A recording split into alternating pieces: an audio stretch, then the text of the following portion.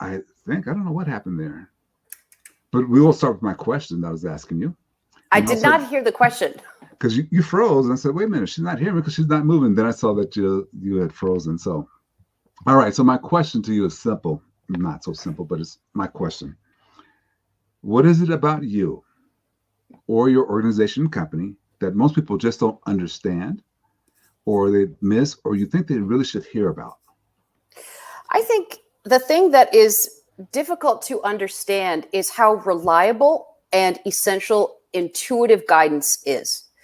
Intuitive guidance seems to be the province of women, when actually it's our deeper wisdom that both men and women share.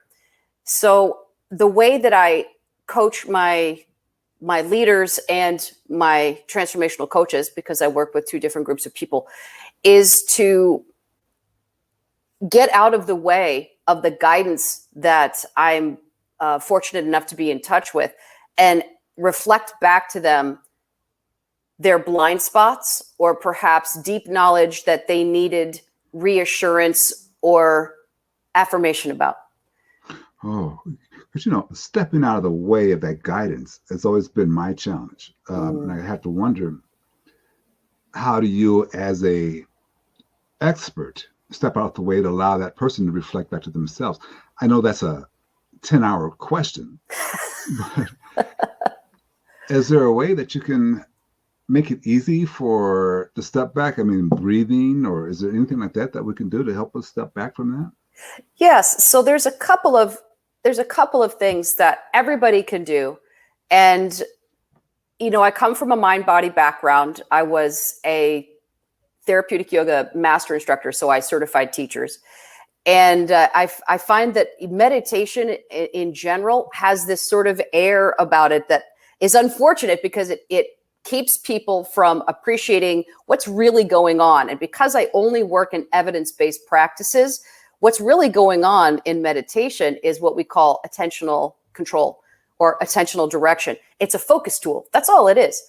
In addition to focusing, you put your body in the most neurologically organized state it could be in. This is called coherence. People who are familiar with the Heart Math Institute know about coherence. It's where you essentially get your heart and your mind aligned on the same frequency. You calm the body down and put it into rest and digest, which is what we call parasympathetic dominance. From this place, your ability to receive deep wisdom. Okay, so let me just put it for all the male listeners who don't identify with intuition, it's your gut instincts, right? That's a little bit more of like the masculine approach. It's your gut. You're able to hear it and trust it because you are in such a calm, receptive state. That's how we get that information to come forth.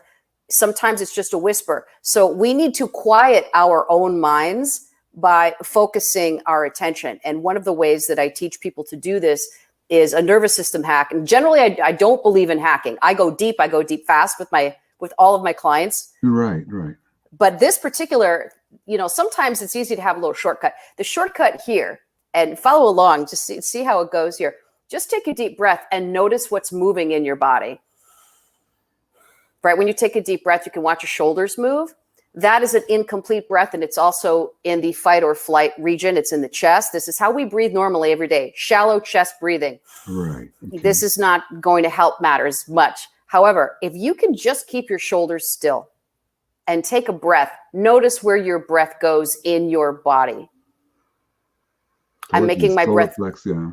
It goes down. Yeah. That's how we hack the nervous system. This is how we induce a state of calm by consciously choosing our breath. This also instantly connects the mind-body relationship and allows people to be present.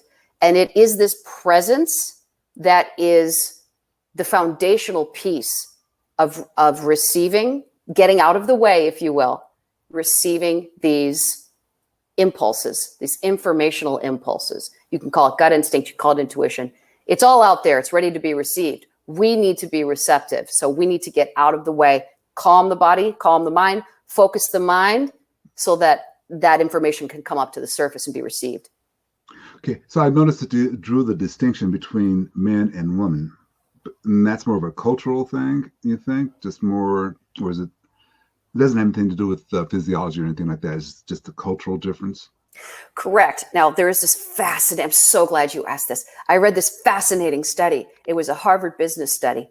And in the study, they were trying to determine, and the study was all about intuition between the genders in a business setting, because women tend to be more what we call socially sensitive. And that's one of the ways that, we're wired. It's true. Men, however, if you think about military, police, spidey senses, it's the same thing. Same thing. And these men are ninjas with this intuition. They know immediately. Firemen, when I worked as a firefighter, a seasoned fire captain can go in and be like, everybody out. I don't know what's going to happen. I just know it's not good. Everybody out. This is intuition at work. So for businessmen who aren't in, whose lives aren't at stake necessarily, their physical bodies, only their professional lives. Yes. They tend to be more data driven. So the study was this: they had men and women pair up, and in one instance, the male was the leader and the female was a subordinate. And in another instance, they switched it so the female was in the leadership position and the male was in the subordinate position. And what they found was that was all it took for the male to access and use intuition just like that. Because it's not, you don't have to develop the sense. The only thing you need to develop is your awareness and sensitivity to it. Men have been taught to desensitize themselves to their gut instincts, right? Unless your life's at stake. And then it becomes a professional skill set, a soft skill set. So what was amazing, Glenn, was every time a male was put in the role of subordinate, these soft skills came out of nowhere. And the determination was that intuition is not the providence of women. Intuition is the providence of subordinates. And in our culture, women are still primarily culturally conditioned to be subordinate, which is why our intuition is so clear to us. And that's just because we've kept women in that position. And so they're able to do it more.